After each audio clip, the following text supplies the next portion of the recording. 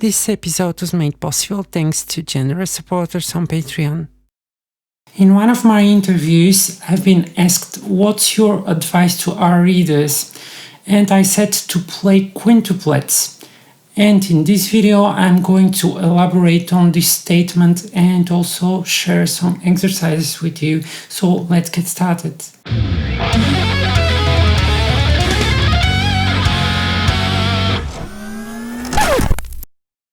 After the series about odd time signatures, I decided that it's a good idea to go a little bit more in depth about why it's so beneficial to implement the number 5 into your practice routine.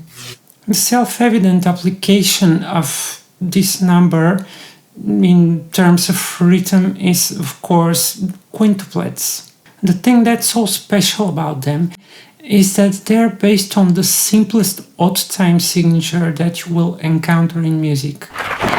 As I already explained in the previous episodes, there are two ways to play the time signature of a 5/8.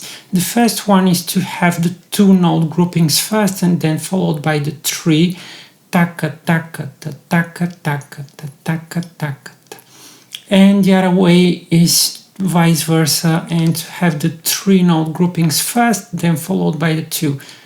Taka ta taka taka ta taka taka ta taka.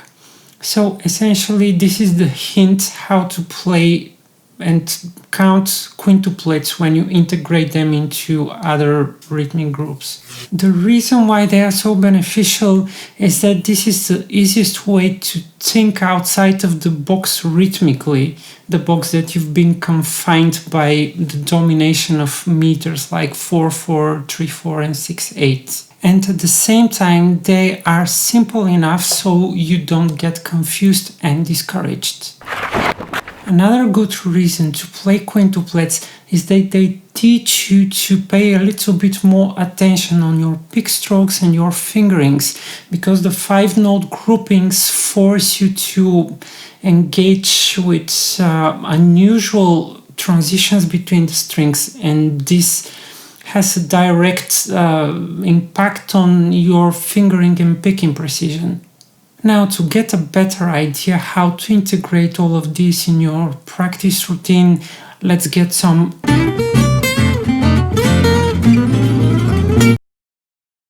First, let's start with exploring how the quintuplets feel next to several 16 notes grouping, and at the end I will play a quintuplet.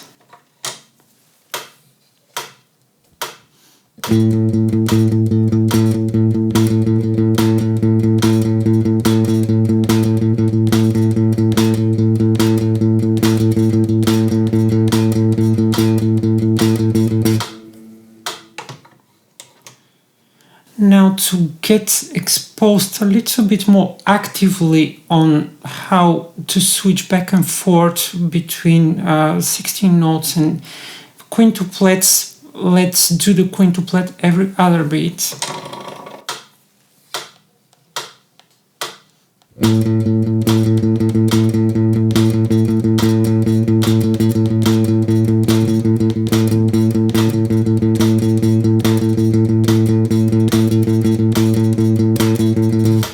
Now that we gained some confidence, let's play quintuplets over A major scale as we repeat every single note of the scale.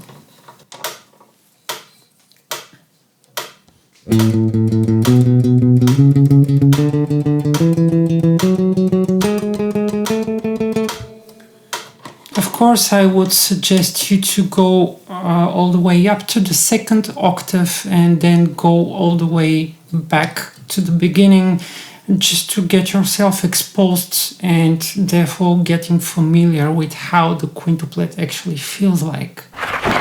The next step will be to play quintuplets again, but this time we won't repeat notes, but we will just go over the scale, and this is how it goes.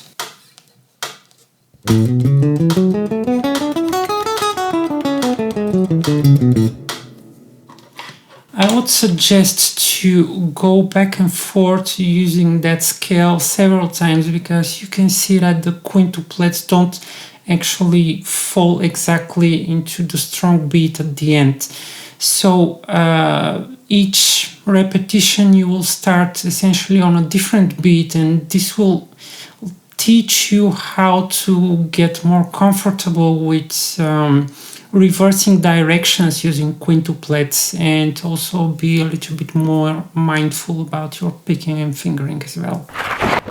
The next step would be to play quintuplets again, but this time we will engage into 5-note pattern, which is, and then we will go back on the second note of the scale and we will repeat the 5-note sequence again,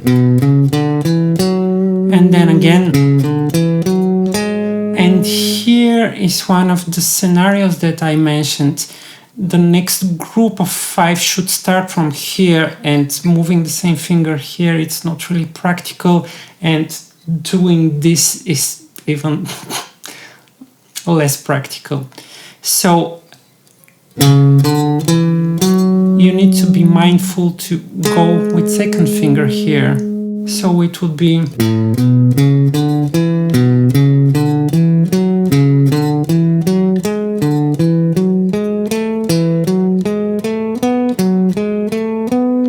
here again.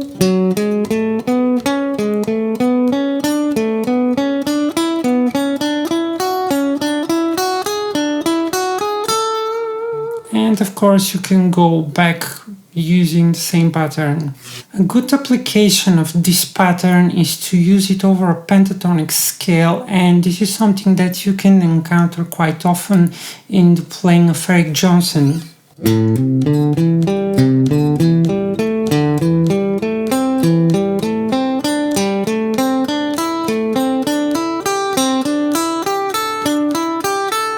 And of course go back.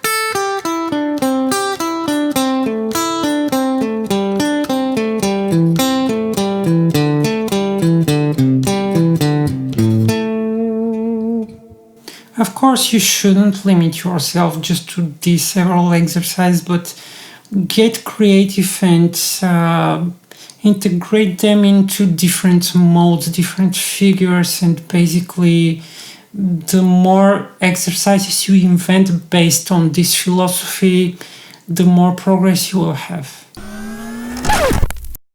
So that's everything for this episode. I hope you like it and find it useful. Thank you very much for watching, and if you like my work, consider supporting me on Patreon on the links down in the description, where you can get access to all kinds of materials, like the tabs for these exercises, for example, also audio downloads, exclusive materials, and many more, and the membership starts as low as $3 per month. Also, subscribe to my channel and click that bell notification button to get informed when I upload new video. See you next time, and remember, practice makes perfect.